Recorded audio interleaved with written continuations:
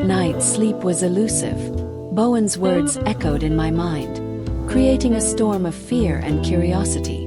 The idea of an ancient, malevolent spirit lurking in the woods seemed absurd, yet I couldn't shake the feeling that there was some truth to his story. The next morning, I decided to visit the spot where Emily's body had been found. The woods were dense, with tall trees that seemed to reach for the sky, their branches forming a canopy that blocked out most of the sunlight. The air was thick with the scent of pine and damp earth. I found the clearing easily enough. It was eerily quiet, the kind of silence that made you feel like you were being watched. I stood there, trying to imagine what had happened to Emily, how she had felt in her final moments. As I looked around, I noticed something glinting in the underbrush. It was a small, silver locket. Carefully, I picked it up and examined it. Inside was a photograph of a young girl and a faded inscription that read, "To my dearest Emily." My heart ached as I realized it must have belonged to her. Clutching the locket, I felt a renewed sense of determination to uncover the truth. I returned to the motel and started piecing together everything I had learned. The symbols, the connection between the two girls, Bowen's warnings. It all pointed to something much darker than a simple murder. I decided to visit the local historian, Mr. Thompson, who might have more insight into the town's past. Mr. Thompson lived in a grand old house filled with antiques and relics from the town's history. He welcomed me in with a warm smile. "How can I help you, Miss Parker?" I explained my investigation and showed him the symbols. His face grew serious as he studied them. "These symbols are ancient, far older than this town. They're associated with a dark legend. The Watcher of the Woods." "The Watcher of the Woods," echoed. He nodded. "According to legend, it's a spirit that demands sacrifices. It marks its victims with these symbols as a claim. The townsfolk used to tell stories about it to scare children. But over time, people forgot. It seems it hasn't forgotten us, though." A shiver ran down my spine. "Is there any way to stop it?"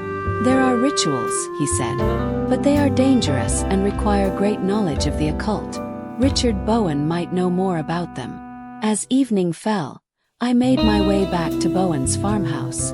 The old man was reluctant to see me again, but when I told him about the locket and what Mr. Thompson had said, he let me in. "There might be a way to banish the spirit," Bowen admitted, "but it's risky. It requires a blood offering and the recitation of an ancient incantation at the exact spot where its last victim was found." "Whose blood?" I asked, dread pooling in my stomach. "Yours," he said simply. "You must offer a few drops of your own blood as a symbol of sacrifice." I felt a knot form in my throat. "And if it doesn't work?" He looked at me grimly. "Then the spirit will claim you next." The forest seemed to close in around me as I made my way to the clearing once more. The weight of the locket in my pocket reminded me of the stakes, my life against the darkness that lurked in the shadows. With trembling hands, I drew a small knife from my pocket and made a shallow cut on my palm. The pain was sharp and immediate, but I focused on the task at hand. Stepping into the clearing, I could feel the air grow heavy with anticipation. With the blood still warm on my palm, I recited the incantation Bowen had taught me, the ancient words feeling foreign and powerful on my tongue. The symbols on the ground seemed to pulse with a dark energy as I spoke, and I could hear the rustle of leaves as if the forest itself was listening. Suddenly, the air grew cold, and a sense of dread washed over me. Out of the corner of my eye, I saw a shadowy figure materialize among the trees, its form shifting and indistinct. It was the Watcher of the Woods, ancient and malevolent. But I stood my ground, holding out my bloodied hand in defiance. "Begone, spirit of darkness," I commanded, my voice trembling but resolute. "You have no power here." For a moment everything was still.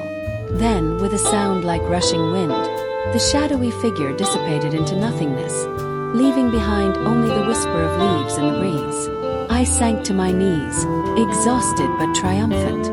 The Watcher of the Woods had been banished, its hold on the town broken, and though the scars of its presence would linger, the darkness had been vanquished, for now. As I made my way back to town, I couldn't shake the feeling of eyes watching me from the shadows. But I held my head high, knowing that I had faced the darkness and emerged victorious.